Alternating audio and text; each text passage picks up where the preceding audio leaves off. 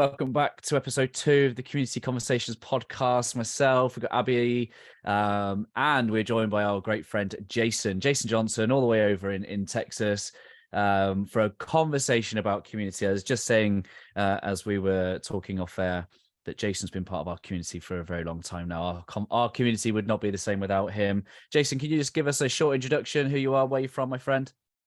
Yeah, Jason Johnson. It's currently 5 a.m. in Texas, so I've got my coffee in hand. I'm glad to be here with you all across the pond. I'm a father, a husband, a community leader within our corporate realm, leading people with culture and people. So culture and community are very much the same. So I'm looking forward to our conversation, see where it goes. Yeah, glad to be here. Love that. Love that. Abbie, Yes. community.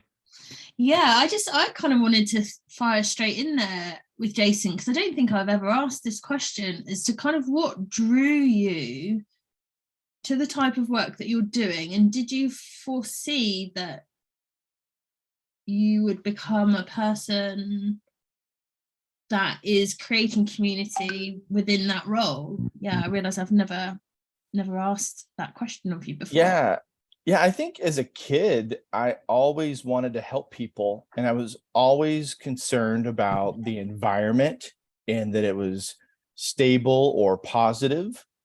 And so, I worked for an outsourced service company in the coffee industry, and that was by accident, but it was no accident that community was a big part of my career path. I've been doing this for many, many years. And it just evolved, and I got purposeful and intentional with my actions. And the workplace is very much about community.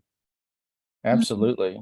What kind of, do you find that it's easy to bring people together in the corporate environment, or do you feel that you have to work harder in promoting what community is to get people together? Does that make sense, what I'm saying? Yeah. I think the bigger the amount of people, the more difficult it becomes.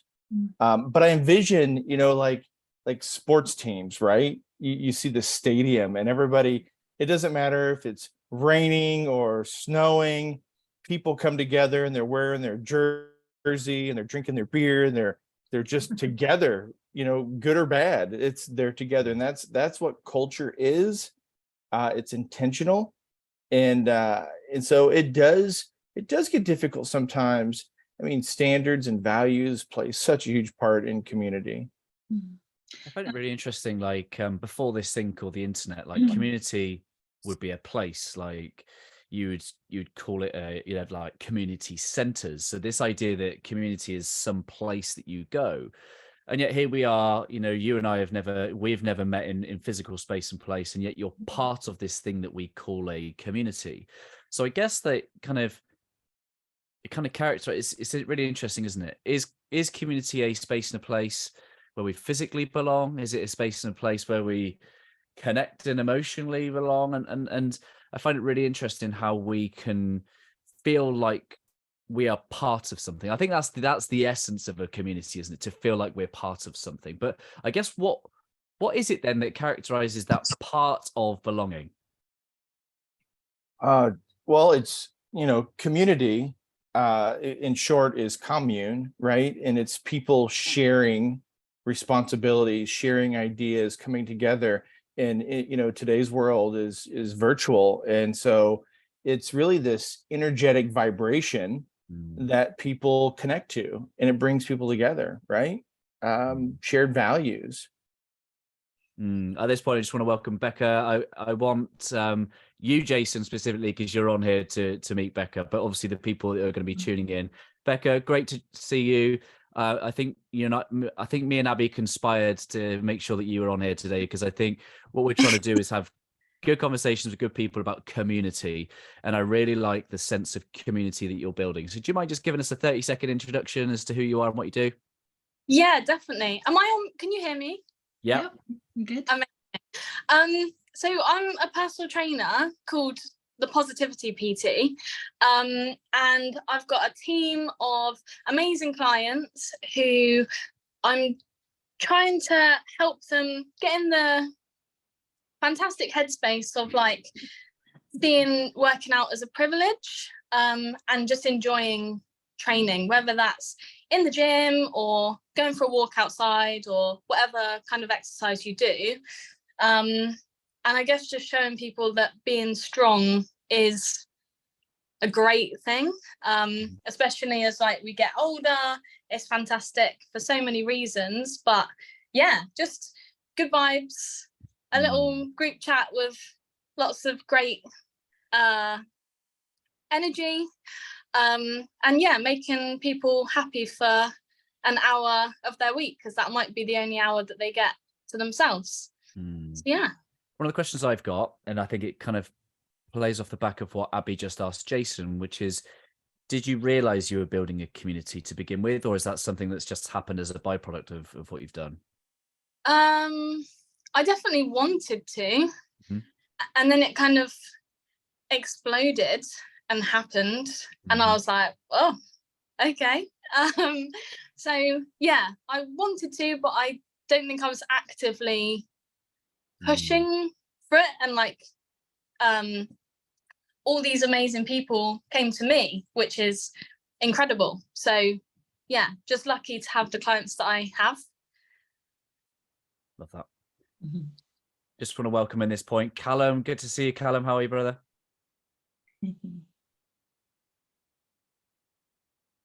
Callum's just joining us. I think his audio is going to kick in a second. His audio is kicking in. Right, while Callum's audio is connecting, are you there, Callum? Yeah, I'm in. There he is. Yeah. Good to see you, brother. So today's obviously about community. You've built a wonderful community with your judo world. Just give us a 30-second introduction to who you are, please, Callum. Hi, I'm Callum Woods. I've been previously part of Ryan's Master Heart and Mind group and know a number of faces in here, which is awesome. Yeah, I'm a full-time judo coach and really enjoy everything about mindset and all this kind of community stuff as well. So that's me. Love that. Thank you, mate. Really good to see you. Looking fresh. Just taking 5-10 years off you. Abbie, where do you want to go? We've started to talk about this sense of community not being linked to a specific place. Maybe it's an element of belonging. Yes. So I suppose then I wondered whether there are, Jason briefly mentioned about shared values and things like that, whether there are a core group of values that exist across the board in creating community, or whether they are perhaps unique to the individual person that is creating that space or place or feeling as we are describing it. Just wondering what your thoughts might be, guys. For me, there's definitely, like you were saying, Becca, a level of energy that I think, of reciprocal energy, that I know that I definitely look for when I enter into a new group or space, or what that I'm actually creating myself for other people. There's always a certain way that I want them to feel when they first enter a room, and the feeling that they actually leave with as well, in order to want them to come back and search for more and more connection. So yeah, I was just wondering whether you felt that there was this core set of values or feelings, or whether it's unique to each experience. Anyone can go. Well, I'll tell you, you know, I do believe that if you're building a community, there is a core set of values of that individual building it. But this community in particular, I was in the car driving. I heard Ryan's voice on another podcast. It wasn't his, he was a guest. And I'm driving and I'm like, this guy is speaking to everything I felt as a child, as a human. I've got to connect with him. So then I started, you know, stalking him on social, and then, you know, all of his social medias, and connected with him and got engaged in the conversation. So my values that I've always kept as a child, as a human, attracted me towards this community that was bigger than myself. Right. And so I wanted to be a part of it. Being reflected back to you Yeah. Yeah. Okay. I Yeah. get that. Becca, I wonder for you is whether you see perhaps then this a commonality between your clients, maybe, because I know that everyone coming into the gym space is going to feel very differently about coming into a gym space. So I wonder whether there's just a commonality to the type of client that is maybe coming to you or is drawn to working with you that you are recognizing as you're sort of meeting with everybody. Yeah. Yeah, 100%. I think a lot of my clients have similar energy to me. So quite bubbly people, quite like people who want to have a laugh, potentially start off quite quiet, and then once they get comfortable, that's it. But yeah, probably similar people to me, where they probably see what I'm doing and think, oh, I can relate to that. Possibly. But yeah, it's always a laugh with my clients. So, you know, we must be similar. I think community is something. So there's the well-known word that the world uses, which is like-minded, and I think you can have like-minded communities. But if we're talking about deeper feelings of belonging, and like Jason said, like that felt like where he just wanted to come and hang out, I think that's deeper, and I think I call that like-hearted, which is this idea that we share values. And for me, in the very early days of building the community, I wanted it to be like an opt-in type. So when I use the words "we are always better than yesterday," it's almost like it's a pre-qualifying statement that says, if I believe that, I'm like, I'm in. I'm all about that. I share some value in terms of what it means to be better and to grow. It's like, so if I choose to push that button, I'm self-selecting. But what we also as community builders don't realize is that we're doing the opposite, which is weeding people out, which is saying, if I don't believe in being better, or I don't want to be better than yesterday, then I'm not going to push this button. I'm not going to join. And I imagine that for you, Becca, is that you're not attracting negative clients. Because you are the positivity PT, you are not attracting that kind of negative vibe, negative energy to begin with. Would that be fair? Yeah, hopefully, or potentially people who are in a negative headspace with fitness and want to come out of it, which is because of what you represent. Yeah. Callum, what's been you've obviously had a community that you've built. We just talked at the start around physical space versus online space, and you were obviously judo is a very much physical thing, right? And then this thing called the pandemic happens.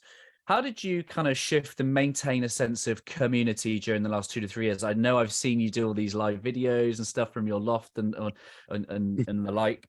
Like, how was that for you as a community leader to maintain physical and online space presence? Well, it was two fronts during the pandemic, because obviously we couldn't get in front of the judo kids, so we had to move into an online space and try and interact with them that way, which when you look back, you stop and think, how on earth did we survive that? Lost 33% of the membership, but you're like, well, I kept 66. Wow. So we did. We had to interact in that terms completely different, and it's a different mindset, and it's a different way of interacting. Because judo is a contact sport, and you want to be in front of people, mostly the kids. In terms of the group stuff, when I look back in terms of the life coaching things that I'm not overly involved in right now, but it was so fun. You know what I mean? Because at that time during that lockdown, literally everybody was in the exact same place. People couldn't leave, they couldn't do things. Everybody was feeling the same thing, starting to feel lethargic, started to put on a wee bit weight because you weren't moving as much. Everybody was really in the same kind of bubble throughout the world. So it was such for me a fun time. You did a lot of stuff, Ryan, that we all managed to jump in, and connect to each other and stuff like that. I say fun time, it wasn't a fun time, but we made the best out of it, and you got a chance to really interact with people in a different manner.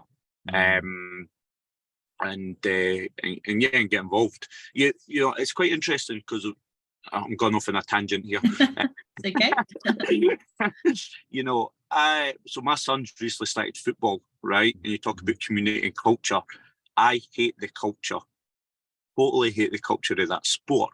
And I stand there very quiet, just watching the game, you know, applauding, wee words of encouragement, where, you know, my wife's now doing the technical road of knowing exactly what should be happening and, you know, put in personal opinions. And I'm like, I'm like that to now. Oh, is that your personal opinion? He's like, yes, it is. You know, so, and then with the judo, you know, just the other day there, I had to stand toe-to-toe with a parent and tell him that how he's behaving was not acceptable. And, you know, so then parents come in with a different culture for a different sport into your sport. And you're trying to create this different friendly environment, you know what I mean, for everybody. So it's quite interesting when people move between, you know, I'm using sport as an example, but, you know, from group to group, that they automatically bring with them something that was over here, you know, and you're like, well, that's not acceptable here, you know, so adapt into this or go back to where you came from, you know. It's interesting because obviously we've talked a lot about values, haven't we?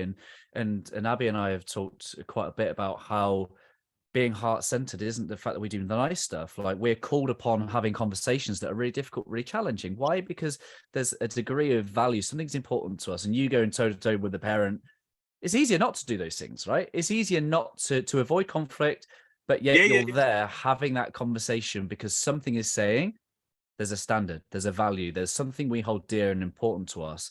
And I wonder whether that's kind of linked to who we are as like the value and the identity. This is, once we then start to have a common set of values, do we then start to take on an identity of, well, this is just who we are and how we behave? Yeah, this is how we do it. You know what I mean? This is a community of parents and kids and coaches that we create, and this is the culture within that community. This is how we do it. You know what I mean? You know, and if you don't like it.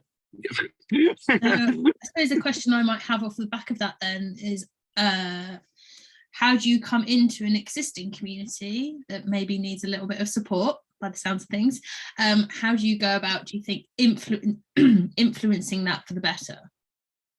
I think you know, if you take the football community, for instance, I've moved into theirs. I think you just behave in a respectful, moral values that, you know, football does not have morals. You know what I mean? Judo has morals, has a moral code. You know what I mean? So if I move into that space, I have to continue to behave in the mannerism that I always do, and hopefully that kind of weeds through into, you know, into others. Yeah. I also was wondering as well, say, like, as you all have done, you've all started from scratch with the community. How much or what parts of yourself do you, or did you bring into that immediately to kind of highlight, show others around you kind of what to expect from joining you and to get them to join you?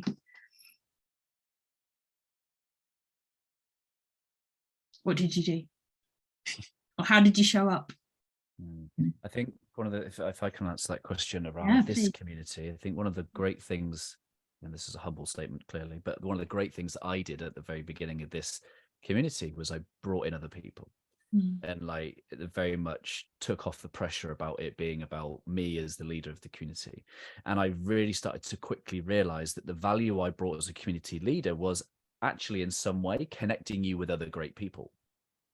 So we create a sense of community because it really is because it's this understanding that everybody has something valuable to contribute. Most of the personal development world, they create this, which is, I'm your guru and you'll learn from me. Whereas the greatest gift I gave myself in this community was like, no, I'm going to learn with you. Like, I'm going to grow and I'm going to learn, and we're all going to grow in different ways. And I think in the very early days, we had something called Why Wednesdays. So every Wednesday we'd have someone come in and just share why they did what they did.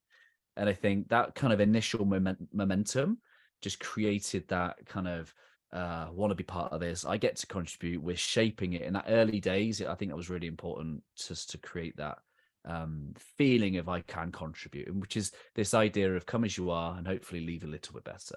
It's like, what do you have to bring? And then hopefully you'll get to receive whatever is available within the group for you too. Jason, how does that translate with your work? Do you find that you come up against, how do I word this, people trying to create different style of community at all with your different canteens that you visit? How can you ensure that everyone is thinking, feeling, experiencing the same or similar things everywhere you go? Yeah, I think that, I mean, I agree with what Ryan just said. I think in the beginning, it was me showing up with core values, right? It was caring, transparency amongst the team, trust. And then as people come in, it's working with them. And so what I do is help leaders become better leaders. And so it's inviting them to bring their values in. And then as a group, we decide, and I don't think we formally sit down. I think it just evolves, right? It evolves in a sense that people start to understand the dynamic of what it means to be in a community or a team, and you show up with your piece. But it's certainly encompassing it. Rebecca said earlier, she mentioned the word privilege. And in leadership, I always say that leadership is a privilege and a responsibility. And when you think about community, it's the same thing. Everybody contributes. So there's this responsibility to show up and bring a part of you to the group. Yeah, So I love that. Yeah, I love that. And I suppose my mind's going off slightly on different tangents. I'm trying to bring it in. So I was going to just then say, and from that, I guess, as we are ever evolving as humans, we'll ever be evolving as communities as well. So leaving room and space for that change and adaptation, and whatever comes next, I guess. Yeah, definitely. Okay. Yeah, I was gonna say, definitely. You have the core value, the core element of what you stand for, but absolutely leaving room for evolution. Wonderful. Yeah, I like just to add on to that, I like what you said, Jason, is around contribution, because I think I read somewhere or I heard someone say that for me to feel valued, I need to know that I get to add value and that I am valued. That's worth or belonging or something like that, is that I get to feel like I add value and I get to be valued. And I think that's a wonderful opportunity, isn't it? I know that this is a space and place where I can come and bring something that I'm good at, useful, even if it's just like sense of humor, dad jokes, or maybe it's a practical contribution of like food or provision or whatever it is. It's knowing that that's my thing I get to give and I get to bring, and I receive the benefit of other people sharing with me what they're good at too. Yeah, fab. I was just wondering if I could ask one final question just to wrap up for today. Can I just run off? Sorry. That's okay. But thank you so much for having me on. Yeah. Thank you for being here. We'll see you next time. See you later. Bye. Bye. So Callum and Jason, do you have a top tip for everybody listening on how best to build communities? What would be a top tip that you would give to everybody if they were starting out like you guys have done in the past? I think for me, it's just be authentic, be yourself, and the right people will start to hear and come towards you. I think if you try to be something or someone that you're not, you just start attracting the wrong people, which causes you sometimes more issues down the road. So yeah, authenticity, and that comes through knowing who you are. Yeah, absolutely. So if you're not sure, work on who you are, know who you are, and then build a community around it. Thank you. Yeah, I love that. Yeah, I was just going to say that as well. So well said, Colum. Being true to yourself. It's there's so many people that start to see others do things and they say, oh, that's what I'll do too, but it doesn't feel right. It doesn't evolve like it should. And you struggle when you do that. So the more authentic you can be, and then you will attract those that relate to you. And yeah, I love it. Fantastic. Thank you, guys. That's great. What about your top tip, Abbie? Oh, mine would be like, I suppose, similarly being authentic, being very open. I think in my experience so far, just being very open, although we've said about, you know, having these core values and ideas about what we want people to experience and how we want them to feel, but actually just being open to that bit possibly being something different to what you originally first thought, and then using that and building on that for future. That's definitely something that I've learned. Yeah. My top tip, and I shared this with Heather Parody, I think a couple of years back, which is the paradox of me and we, is that the community that we create is absolutely about me. Why? Because I have to do exactly what Callum's just said, which is figure out who I am, what I stand for, what I care about, why I even want to build some form of community anyway. Not because it's about numbers and business development, but because it's about the type of people that I want to be surrounded by, and the type of things that I want to do within that community. And then the minute I formed that community, it's no longer about me, it's about we. It's about understanding how we then come to the world as an expression of that identity. It's a paradox. It's a paradox, but you can't get to the we without fully understanding why I want to lead a community to begin with. Fantastic. Brilliant. Thank you, everybody. It's been nice to have different faces on today, so it's not just me and Ryan chatting away, and to give people sort of a deeper experience of what community means in different settings as well, which is really, really fun. And I'm hoping that will have been of benefit to many people that have been listening today. Yeah, I love that. Thank you, Abbie. Thank you for sharing and co-hosting, and thank you for you guys for joining. If you're listening on the podcast or watching on YouTube, make sure, and you're not part of our We Are Always Better Than Yesterday Facebook community, head over there, head to Facebook, search out We Are Always Better Than Yesterday. Come and join us. You've got nearly 900 like-hearted human beings from all around the world. You could also head to our website, which is abty.co.uk/greenhouse. That's all of our environments that we've created where we try and connect good people so that we may grow together. So come and be part of our community if you're not already. And Abbie, I'll leave it to you to wrap up. Yeah, thanks, guys. Great to see you. This is our second community conversation, which is awesome. So we hope to see you next month. Thanks. Lots of love, guys. Bye. Bye. Thanks, guys.